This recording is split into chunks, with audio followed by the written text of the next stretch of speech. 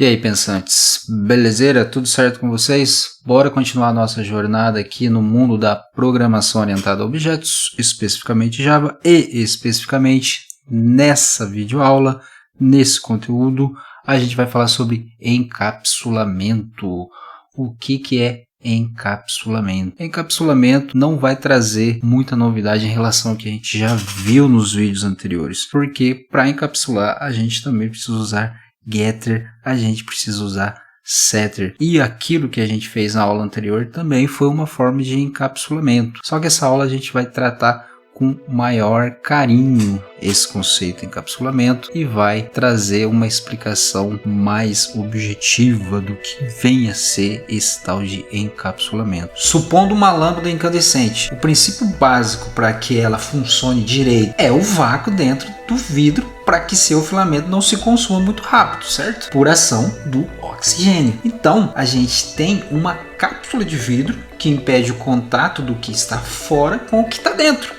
Certo? E isso foi proposital, pois também toda ação de encapsulamento do programador é pensada com o propósito de assegurar que algo não seja acessado ou modificado.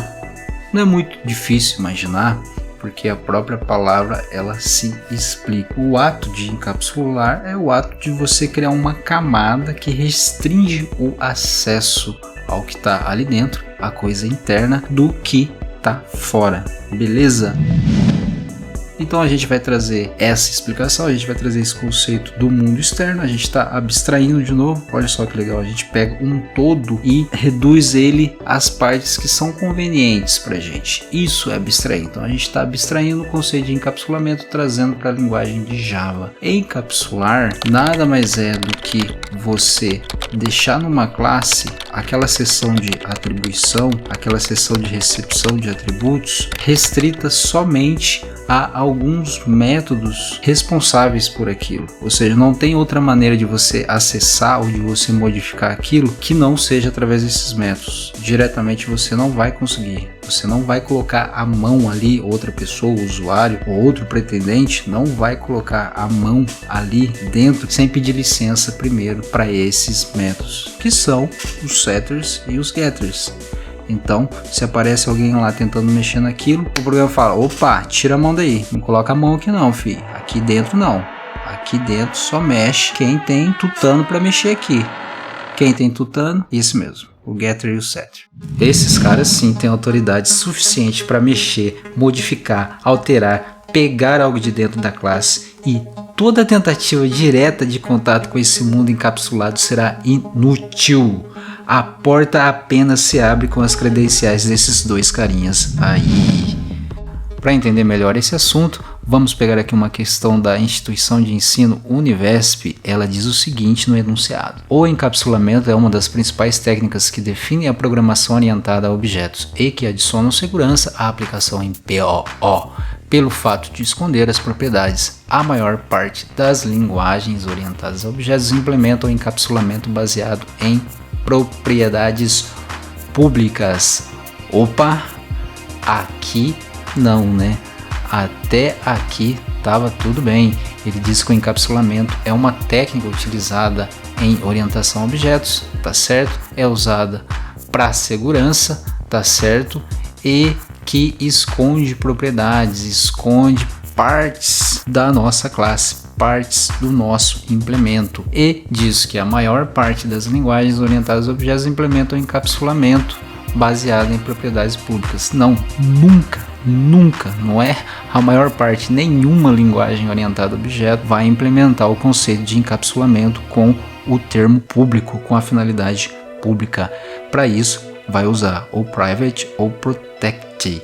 Qual que é a diferença dos dois? O private ele vai restringir o acesso e a modificação unicamente a métodos da classe, aos getters e aos setters daquela classe. O protect ele faz isso, só que ele se estende um pouquinho mais. Ele também dá esse acesso para classes herdeiras, tá bom? É essa a diferença entre os dois. Vamos continuar aqui o enunciado. Ligadas a métodos especiais chamados getters e setters, exatamente, que irão retornar e setar o valor da propriedade respectivamente. Então isso aqui está errado unicamente por uma única palavra no enunciado. Todo enunciado aqui estava certo, estava bonitinho, estava bem construído. Chegou aqui, não. Essa afirmação está incorreta.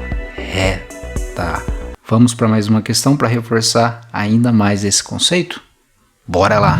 Ainda uma outra questão da mesma instituição diz o seguinte: quanto aos níveis de acesso no encapsulamento em orientação a objetos, assinale a alternativa correta. Vamos lá. Na POO, uma classe possui, em geral, os atributos privados e os métodos podem ser públicos, tornando o objeto como uma caixa preta em que só aparece o suficiente para que o programa possa utilizá-lo. Exatamente o que acontece quando a gente determina a recepção dos nossos atributos. A gente coloca tudo como private ou protect. E os métodos que vão acessar esses atributos, esses parâmetros, são públicos. Isso, exatamente. Os métodos são públicos porque eles vão partir de fora para dentro, eles são públicos. E os parâmetros de recepção de atributos, eles são privados. Então essa aqui já é a opção correta. Vamos grafar ela aqui. Vamos ler as demais só para a gente ver o quão estúpida é a insinuação. Public, visível apenas dentro da classe e pelas classes que estão no mesmo pacote. Não, porque esse public aqui ele é visível para todo mundo, para qualquer um. Vamos para a próxima. Pacote, padrão. A gente falou um pouco sobre isso nos primeiros vídeos, na hora que a gente vai escolher a categoria, sendo Ent, sendo Gradle ou sendo Mave. A gente já preseta, a gente automatiza esse conceito de pacotes que vão envolver classes, que vão envolver atributos e métodos. Então ele está dizendo aqui que o pacote é completamente visível internamente e para outras classes e elementos externos. Primeiro que essa ideia de pacote não está relacionada a encapsulamento. O encapsulamento se dá dentro da classe, não nessa área mais abrangente de pacote. E o pacote é interativo entre as classes que estão dentro dele. Então essa sentença aqui não se encaixa exatamente muito bem na pergunta. Vamos para a próxima. Private, não visível a classes e elementos externos, visível apenas dentro da classe para seus herdeiros.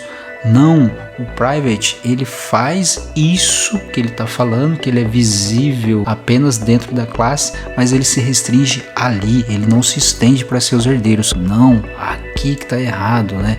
Porque o private ele tem essa característica, realmente ele é visível apenas dentro da classe, mas ele não se estende aos seus herdeiros. Quem faz isso é o protect. O protect sim, ele se restringe à classe e aos herdeiros dele.